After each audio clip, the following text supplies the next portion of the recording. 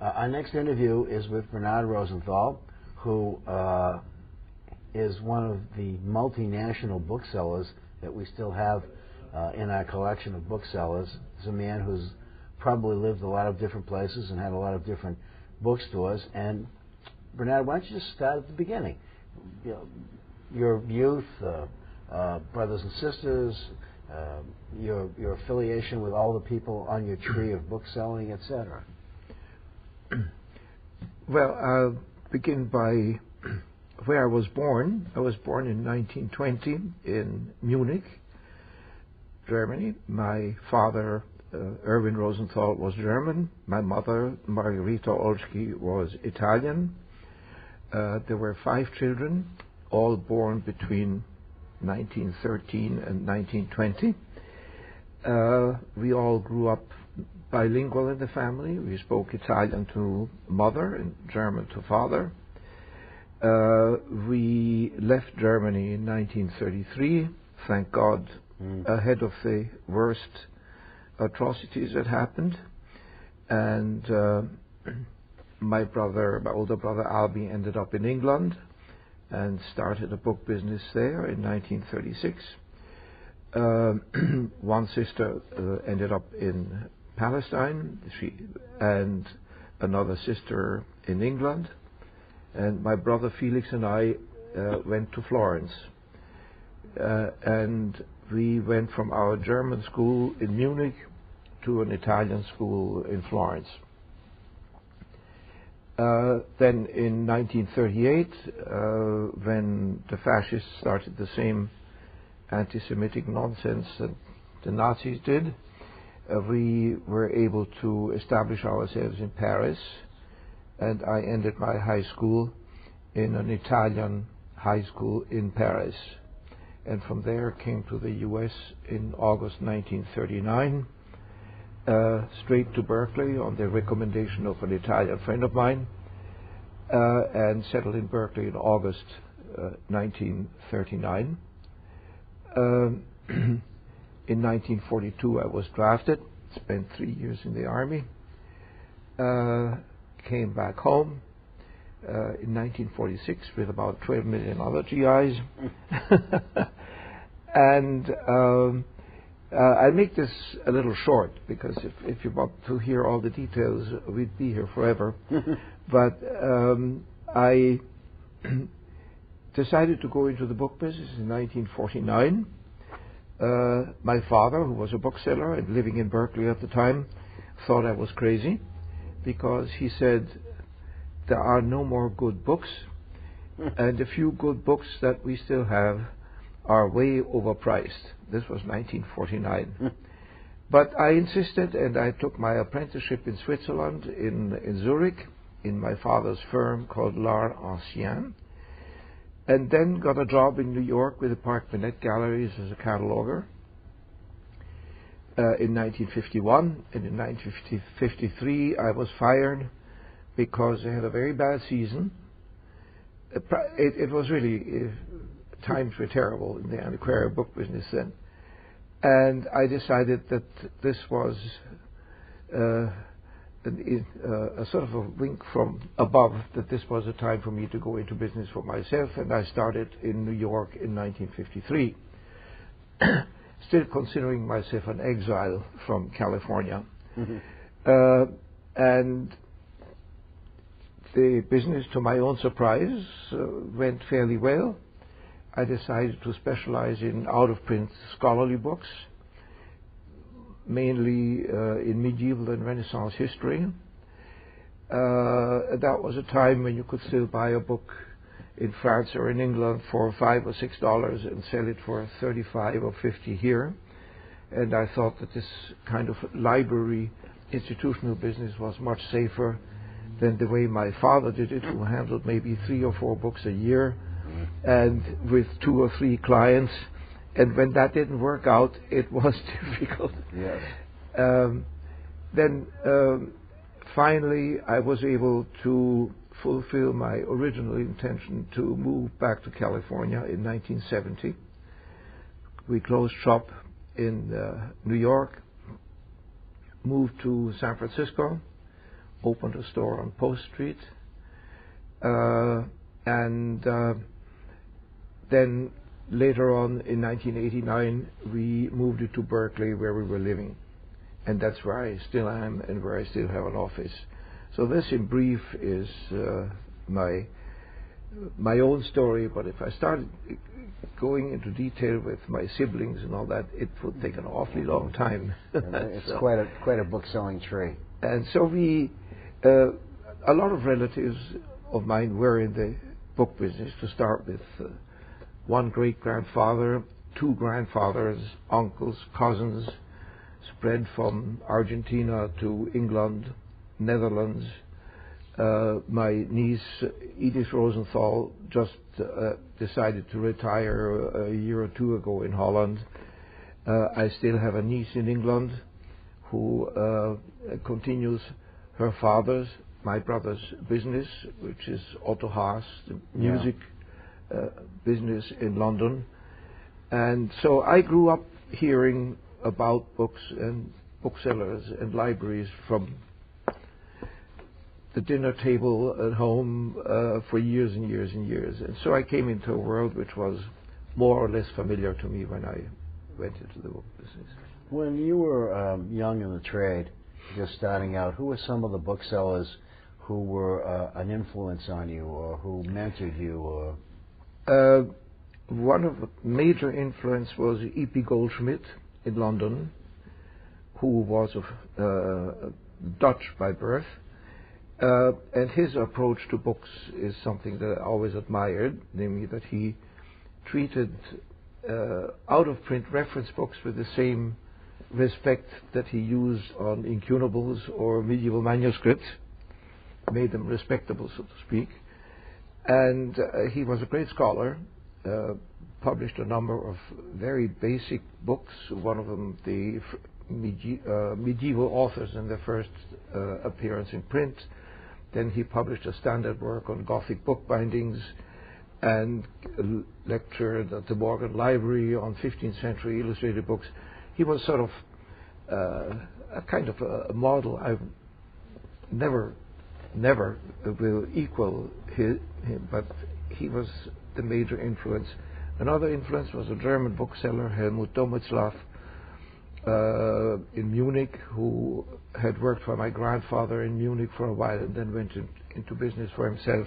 And he had the kinds of books that I liked, namely books that had been handled, annotated, and we shared a lot of the same ideas about early printed books, especially secular books that were used by university students and that sort of thing. And then there were a number of others. But and here in the States, I would say one of the influences was Bill Zalok, who we became good friends. And I liked him a lot. Yeah. Mm-hmm. And so there was quite a crowd. Then there was Otto Ranchberg, Harry Lubrecht of the great company in what were they called? I forget now. Sorry about that. That's okay. Memory is beginning to be a problem. So there were a lot of people who, and then of course my main influence, I should mention, was Alfred Frauendorfer. He was a manager of the firm in Zurich, of my father's firm, manager of L'Arancien, who taught me practically everything. He taught me who Brunet was and how to look up things. And he taught me almost too much of a Teutonics type of cataloging. If you didn't mention 12 or 15 reference books, forget it. And I've spent many, many years trying to unlearn what the master taught me, which is only natural. What was your transition or non-transition into the world of computers? Are you a computer person? Well, I am willy-nilly, but I bought a computer fairly early in the late 80s, while my wife Ruth, who, by the way, is my collaborator and has worked with me for many, many years, she said she would never touch a computer and practically divorced me if I ever bought one. So I waited until she was abroad in Europe, and while she was gone, I bought a computer. And the inevitable happened. She loved it. Yeah, of course, of course, and still does. And she's on. So we adapted the computer, but I don't use the internet, for instance. I don't have a website. I think at my age it would be kind of ridiculous to start a website. And I think it's a kind of a snobbishness that the public begins to appreciate when you can tell them that your books are not on the web. Well, yeah. And it makes you a little more exclusive, maybe. Yeah. And so that's a selling point. And I don't buy anything on the internet. I just don't like it. I just like to get catalogs and read them. And but I do use the internet a lot for reference. Yeah. And I sold my reference library 2.5 years ago, Did and I you sell thought it? I would be absolutely Lost. terribly miss it, but I've learned to do without it. Did you sell it at auction, or did you sell it to a I sold friend? it to my colleague Ian Jackson. Oh, right. Yes, Yeah. I know Ian. And who bought it at a time when these things were already very difficult to sell, as we all know. Yeah. And by the way, this is a chapter that should still be written in the history of the antiquarian book, is the enormous prices of reference books in the post-war period, which was then slowly lowered by the availability of reprints, and now, of course, tends towards zero because of the internet. Practically anything that you want to use is available online. And sometimes even better. Yeah. Yeah. I mean, if we had Google 35 years ago, life would have been a lot easier when you think about it, looking up people. Right. The difference is, of course, that somebody pointed out to me recently that when you the internet is fine for looking up an individual book, but if you open this item, let's say in the NUC or the British Museum catalog, you get it in context next to all its other editions and all the other works of the author. And that is still an advantage that the book has. Tremendous. It's a tremendous way to acquire information. It is, especially for someone who doesn't have a reference library anymore. That's right. Yes. So anyway, I've managed to go on, but of course I now work on a very reduced basis, and I am an emeritus in the ABAA, so I no longer participate in the day-to-day business, and I also don't get all the announcements, and I'm also not all that interested. And so, you have other things to be concerned about. But sitting where you're sitting after being in the trade for all those years, what do you think the future of the book trade is? The antiquarian book trade. I think it's going to be great. You think so? I think there will always be people collecting books, and of course, if there are no more medieval manuscripts or no more incunables, okay, they collect first editions of authors that aren't born yet, and they just have to adapt. But I think that the instinct of collecting will continue, and if you deal in, let's say, modern American first or something like that, I think the future looks good to me.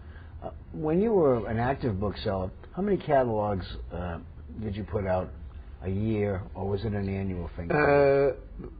Not very regular. I put out, over my 60-year career, I put out maybe about 35 catalogs and maybe 100 lists.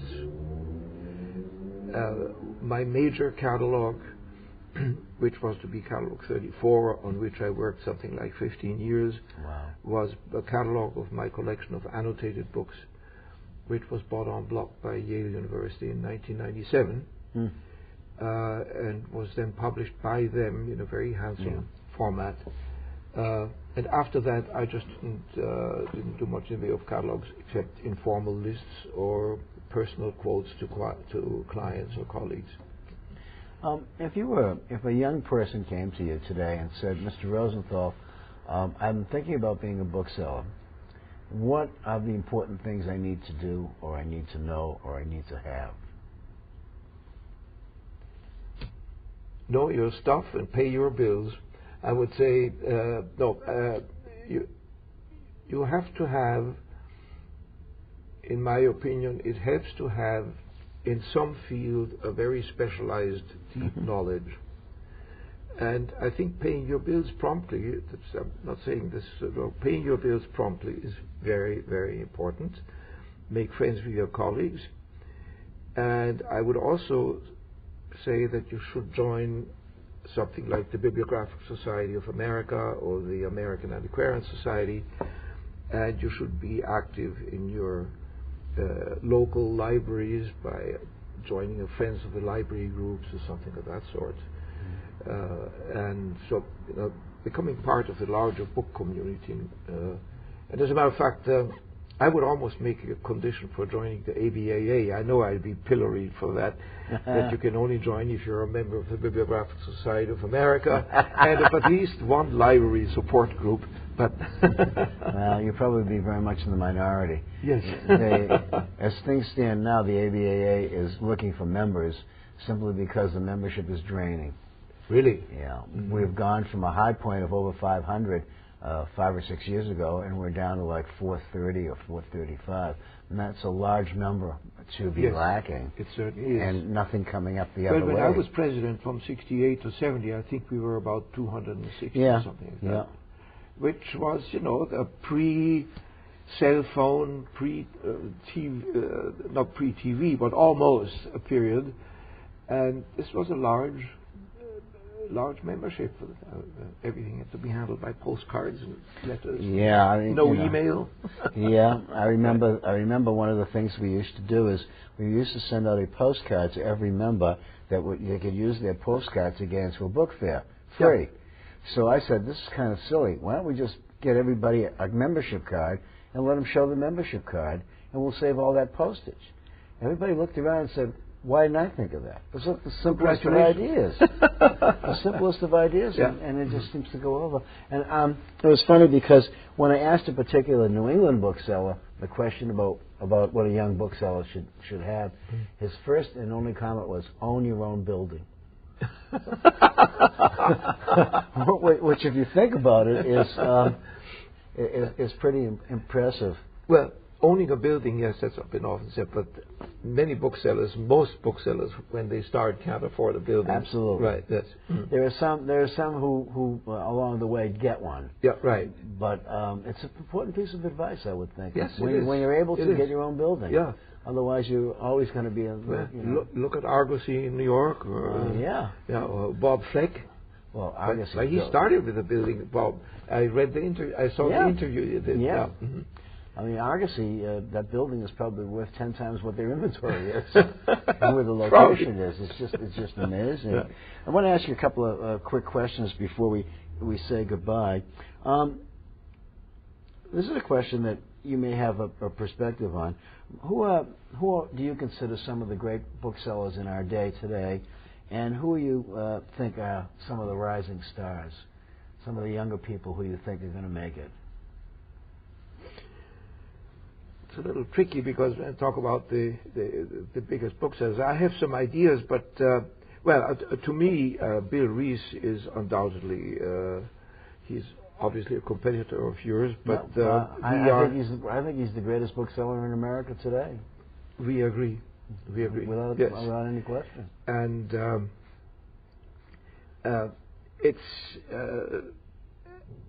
and then among the younger ones, I think I have a great deal of respect for people like Bruce McKittrick, who has a very fresh way of looking at books. And although he knows the traditional tools of bibliography, he manages to inject a new viewpoint, generally a humorous one. And that's another advice I would give. Don't take yourself too seriously. Right. Let's also have fun. I've always said if it's not fun, you shouldn't be doing it. Exactly. And among the other younger ones, I just don't know all that many. But I think when I go to book fairs, I'm always pleasantly surprised to see so many younger people. Yeah. But it's too bad about the membership. Maybe you should charge a little less. Well, in order to get what we have to get done, that's Oh, I what see. we have to charge. I mean, the internet presence alone for Yes. our search engine is costing a good deal of money. And then we have employees. We have a legal Yes. person who gets too much money per hour. But these are all expenses that we can't avoid. Right. Right. And having headquarters in New York is not a cheap situation. Exactly. I don't want to start reminiscing, but when I was president from 1968 to 70, we had one part-time employee, and every time when we really needed her for the annual meeting, she'd go into hysterics. Right. And that's all we had. And there was a lawyer who was a book collector and did everything for nothing. Of course, there wasn't much for him to do. Right. But every once in a while, we'd give him a book. So that's right. Well, we had. I remember when I took office as the president, Janice Farina, 20 minutes after she got a letter from me saying that I had been elected the president, sent her letter of resignation. so there we were, without anybody in the office. Let's see, when was your presidency? 1988 to 1990. Oh yeah, right. And you know, thank God for Ellen Schreiber. Yeah. She stepped right in and hired somebody who was. She hired Leanne. Thomas, who has been with us for a long time until just recently when she retired. Right. But I was absolutely dumbfounded. I didn't know what the heck to do. There I am. I just took over the presidency and I have nobody to work with. Oh, you never had to work with Ann Spiegler. She was no. Oh. She was in Michigan. She was. She certainly was.